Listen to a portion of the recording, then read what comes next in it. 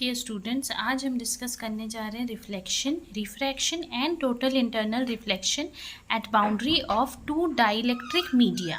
ठीक है, तो यहाँ पे हम लोग सबसे पहले कंसिडर करेंगे प्लेन इलेक्ट्रोमैग्नेटिक वेव जो कि इंसिडेंट है किसी इंटरफेस में। इंटरफेस में किसके इंटरफेस में? दो लीनियर डाइलेक्ट्रिक मीडिया लेना होगा हमको, यानी दो मीडियम हम लेंगे उसके इंटरफेस में, उनके बीचों बीच एयर टू ग्लास या ग्लास टू एयर हम ले सकते हैं। ठीक है, तो यहाँ पे आप देखिए ये हमने लिया हुआ है ये इंटरफेस, और यहाँ पे दोनों ही मीडिया में, ये पहला मीडियम है मीडियम 1 और ये वाला दूसरा मीडियम है। ठीक, दोनों मीडियम में कोई भी चार्ज या करंट नहीं है। तो यहाँ पे जो मीडियम 1 है उसकी परमिटिविटी एप्सिलॉन 1 है और मैग्नेटिक परमिएबिलिटी μ1 है, वैसे ही मीडियम 2 के लिए है। तो एक प्लेन इलेक्ट्रोमैग्नेटिक वेव यहाँ से इंसिडेंट होता है, यानी यहाँ से आ करके टकराता है इस वाले इंटरफेस में, या इस वाले दीवार पे हम कह सकते हैं मीडियम 1 से 2 में जा रहा है, दोनों मीडिया के बीच में। तो जो वेव आ रहा है वो पार्शियली रिफ्लेक्ट होगा और कुछ रिफ्रैक्ट होगा, उसका कुछ हिस्सा रिफ्रैक्ट हो गया, आगे बढ़ गया, कुछ हिस्सा रिफ्लेक्ट हो गया, यानी टकरा करके वापस आ गया। तो पार्शियल रिफ्लेक्शन और रिफ्रैक्शन की वजह से जो रिफ्लेक्टेड वाला वेव है जो टकरा करके वापस आया वो मीडियम 1 में मिला, और जो रिफ्रैक्टेड वाला है जो आगे बढ़ गया वो हमारे को मीडियम 2 में मिला। ठीक है, अब हमको क्या करना है, हमको इक्वेशन निकालना है ये रिफ्लेक्टेड और रिफ्रैक्टेड वेव्स जो हैं और उनकी एनर्जी का भी इक्वेशन, या हमको उनकी एनर्जी को भी कंपेयर करना है। तो सबसे पहला काम हम क्या करेंगे कि बाउंड्री कंडीशन निकालेंगे।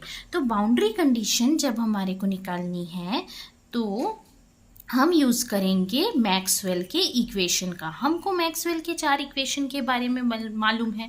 यहाँ पे हम चार्ज फ्री और करंट फ्री डाइलेक्ट्रिक ले रहे हैं, तो मैक्सवेल के 4 इक्वेशन को कुछ इस तरीके से हम लिख सकते हैं। एप्सिलॉन डबल इंटीग्रल, ये सरफेस इंटीग्रल होता है, double integral E dot D A is equals to 0, ये पहला इक्वेशन। दूसरा तो हमको पता है कि B dot D A is equals to 0, ये दूसरा इक्वेशन हो गया मैक्सवेल का। तीसरा इक्वेशन जो है आपका line integral of E dot D L is equals to minus D by D T of B dot D A, और जो चौथा इक्वेशन है 1/μ integral of B dot D L is equals to epsilon double integral E dot D. तो इस तरीके से हम इन चारों इक्वेशन को पहले लिख लेंगे। ठीक है, अब क्या करेंगे, हम गॉसियन सरफेस निकालेंगे। क्यों गॉसियन सरफेस निकालने की ज़रूरत पड़ी हमको? क्योंकि हमको पहले तो इलेक्ट्रिक और मैग्नेटिक फील्ड निकालना होगा, तो इसीलिए हम गॉसियन सरफेस निकालेंगे या ड्रॉ करेंगे। तो उसके लिए हमको क्या करना पड़ेगा, मान लेते हैं कुछ इस तरीके से। हम गॉसियन सरफेस बना कहाँ पे रहे हैं, हमने कहा कि बाउंड्री कंडीशन निकालनी है, तो गॉसियन सरफेस ऑब्वियसली बाउंड्री पे ही आपको बनाना पड़ेगा। गॉसियन सरफेस का मतलब तो हम सबको पता है कि एक ऐसा सरफेस जो कि सिमेट्रिक होना चाहिए, जहाँ पर भी फील्ड निकालनी है हमारे को, मतलब वो बिल्कुल वैसा ही होगा जैसा हमारा सरफेस होगा। ठीक है ना, लेकिन जहाँ पे प्लेन है तो फिर वहाँ पर गॉसियन सरफेस को हम पिल बॉक्स के जैसा लेते हैं, या शीट है वहाँ पे, है ना। तो ये गॉसियन सरफेस हमने बाउंड्री सरफेस पे ले लिया।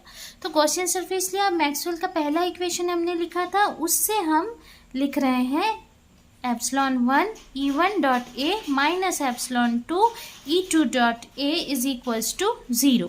अब ये जो गॉसियन सरफेस है इसकी थिकनेस इनफाइनाइटेसिमल हो सकती है, तो फिर जो कंट्रीब्यूशन है फ्लक्स का उसको हम नेग्लिजिबल मानेंगे।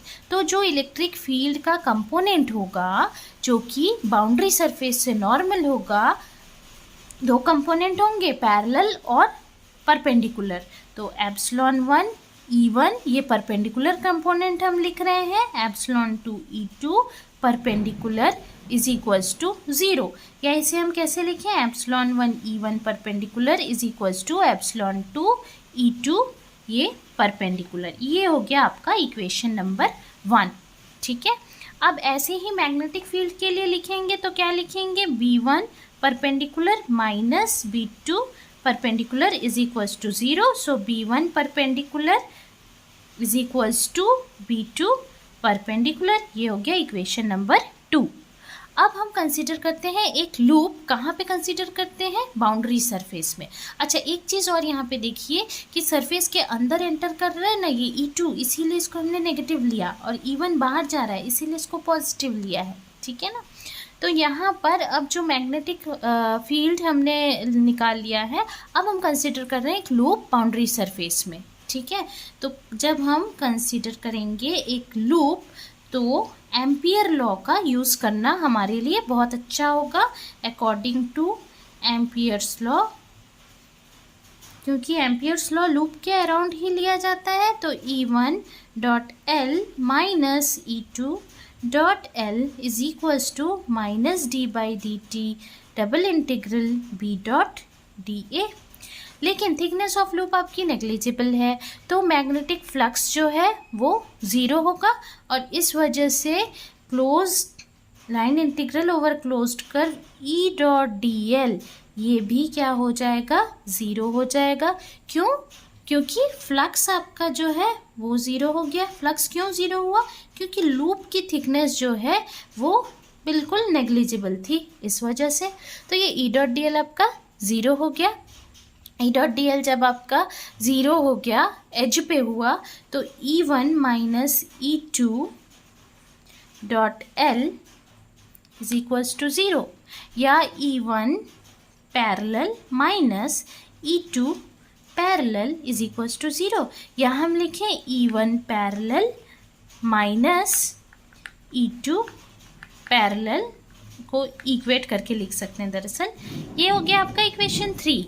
अब इलेक्ट्रिक फील्ड जो कि पैरेलल है बाउंड्री सरफेस से वो कंटिन्यूस है, इससे हमको ये बात पता चल गई.